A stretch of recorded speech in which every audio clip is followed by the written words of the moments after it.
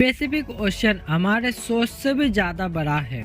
Chilli के साहिली समुद्रों पर अगर धरती के आर पार छेद किया जाए तो तब भी धरती के दूसरे साइड वो पैसिफिक ओशन में ही निकलेगा। दुनिया में टोटल 5 समुद्र पाए जाते हैं, उसके अंदर सबसे बड़ा है पैसिफिक समुद्र और ये टोटल 165 मिलियन स्क्वायर किलोमीटर तक फैला हुआ है। आपको ये बात जानकर हैरानी होगी कि हमारे दुनिया का टोटल स्थल यानी कि मिट्टी 148 मिलियन स्क्वायर किलोमीटर तक फैला हुआ है। इसका मतलब ये हुआ कि बाकी 4 ओशन हटाकर बस पैसिफिक ओशन की बात किया जाए तो इसी के अंदर पूरा दुनिया को समाया जा सकता है। पहाड़, जंगल, नदी, ये पूरे ओशन के अंदर बस कुछ ही आइलैंड है और वो भी आपको सही तरीके से दिखेगा ही नहीं। और वो इतने छोटे हैं कि इतने बड़े समुद्र के अंदर बस एक डॉट जैसे दिखते हैं। और ये ऐसे आइलैंड है जिसके अंदर अभी तक कोई इंसान ने अपना कदम नहीं रखा। यानी कि कुल मिला के बात किया जाए, कोई अगर इस पैसिफिक ओशन में खो जाए तो उसको ढूंढने का चांस लगभग ना होने के बराबर है।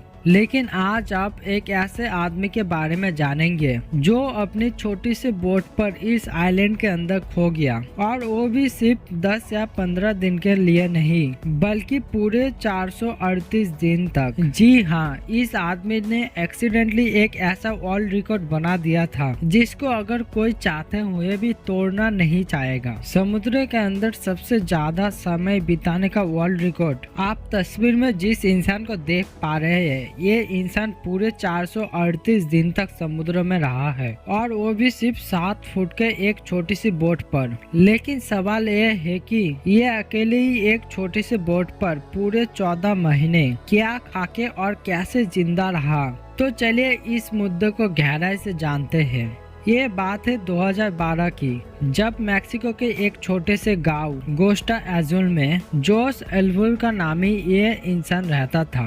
उस समय जोस का उम्र था 36 साल और ये एक एक्सपर्ट मछेरा भी हुआ करता था। 17 नवंबर 2012 वाले दिन जोस अपने एक साथी के साथ अपने छोटे फिशिंग करने वाली बोट में रवाना हुआ। उनका प्लान था कि वो समुद्र में बस 30 घंटे बिताएंगे, इसीलिए उनके छोटे से बोट पर कोई ज्यादा सामान भी नहीं था।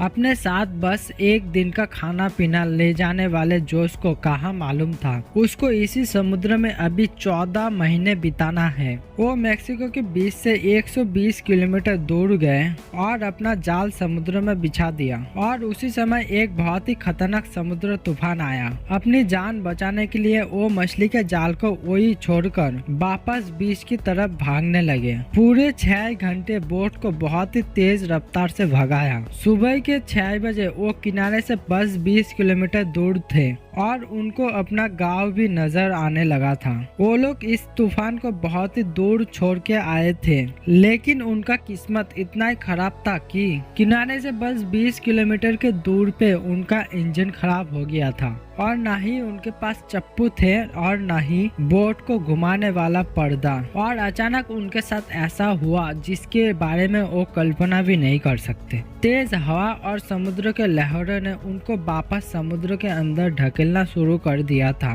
और जो किनारा उनको नजर आ रहा था वो धीरे धीरे गायब हो गया। उनके बॉस ने एक सर्च पार्टी भी बनाई और पैसिफिक ओशन में उनको ढूंढने लगे, लेकिन अब बहुत ही देर हो चुकी थी क्योंकि जैसे जैसे दिन गुजरते जा रहे थे जोश और उसके साथी का बचना बहुत ही मुश्किल हो जा रहा था। इस घटना को 5 दिन गुजर चुके थे। वो लोग समुद्र के ऐसे हिस्से में पहुंच गए थे जहां से हर तरफ बस पानी पानी नजर आ रहा था। उनको पता था कि उनका बोट इतना छोटा है कि दूर से भी किसी को नजर नहीं आएगा। ना ही उनके पास कोई फ्लेयर गन थी और ना ही वो आग लगा के किसी को सिग्नल दे सकते हैं। जोश को पता था उनका बचने का चांस अभी 1% से भी कम है। जो खाना पीना वो लोग साथ लाए थे वो पहले ही खत्म हो चुका था, इसलिए वो लोग पेट भरने के लिए अपने हाथों से ही उन पक्षी को पकड़ने लगे जो आके उनके बोट पर बैठता था या फिर बोट के आसपास घूमने वाले मछली को